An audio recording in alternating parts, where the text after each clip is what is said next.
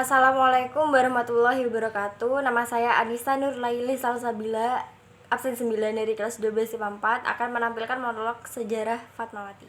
Namaku Fatmawati. Aku lahir di Bengkulu, 5 Februari 1923. Bengkulu adalah kota pertama kali aku bertemu dengan Bung Karno. Pada saat itu, Bung Karno adalah pengajar di sekolahku. Kedekatan kami terjadi pada saat tahun 1938. Seiring waktu, Bung Karno melamarku dan mengunjungi kedua orang tuaku. Bung Karno berkata kepada ayahku, "Tuan, bolehkah saya melamar anakmu yang bernama Fatmawati?"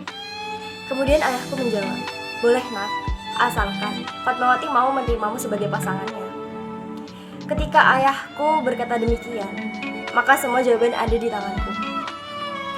Aku sangat ingin menjadi pasangan Bung Karno, tapi Bung Karno saat itu memiliki pasangan yang bernama Inggit Garnasi. Kemudian aku memberi persyaratan kepada Bung Karno. Aku akan menerima lamaranmu Soekarno, asalkan kau mau meninggalkan Inggit Garnasi. Kemudian Soekarno mengiyakan persyaratanku dan mulai meninggalkan Inggit Garnasi demi menikahiku.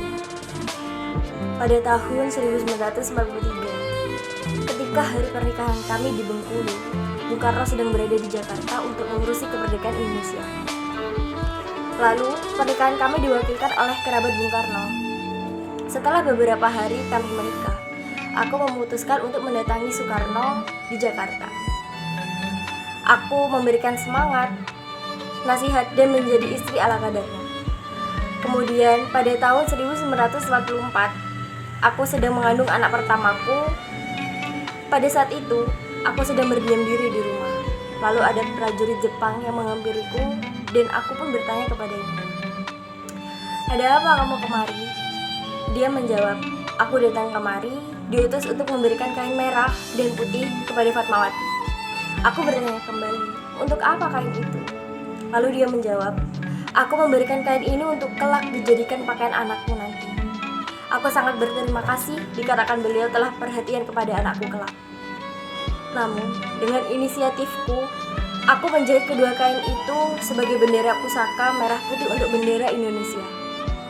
Saat aku menjahit bendera, aku merasa sedih dan terharu.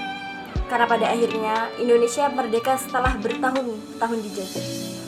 Kemudian, pada tanggal 10 Agustus 1945, Bung Karno, Hatta, dan Sultan Syahrir menghampiri Bung Karno.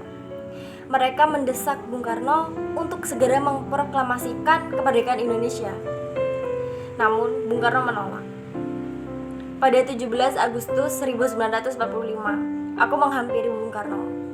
Aku berkata, "Bung, mari kita lepaskan belenggu penjajahan yang ada di Indonesia dan melepaskan proklamasi kemerdekaan Indonesia yang sesungguhnya." Bung Karno mengiyakan dan berkata, Benar Fatmawati. Aku akan memproklamasikan kemerdekaan Indonesia hari ini juga." Lalu aku dan Bung Karno ke halaman rumah dan disambut oleh masyarakat Indonesia. Salah satu pemuda berkata, "Bagaimana kita akan merdeka, sedangkan Indonesia tidak memiliki bendera sebagai identitas negara kita?" Aku bergegas menuju kamar dan mengambil bendera sang saka merah putih yang telah aku jahit 1 tahun yang lalu. Aku berikan pada pemuda untuk dikibarkan setelah dibacakannya teks proklamasi Indonesia. Setelah dikibarkan, Indonesia resmi lepas dari penjajahan Belanda dan juga Jepang. Sekian monolog dari saya. Mohon maaf bila ada salah kata. Wassalamualaikum warahmatullahi wabarakatuh.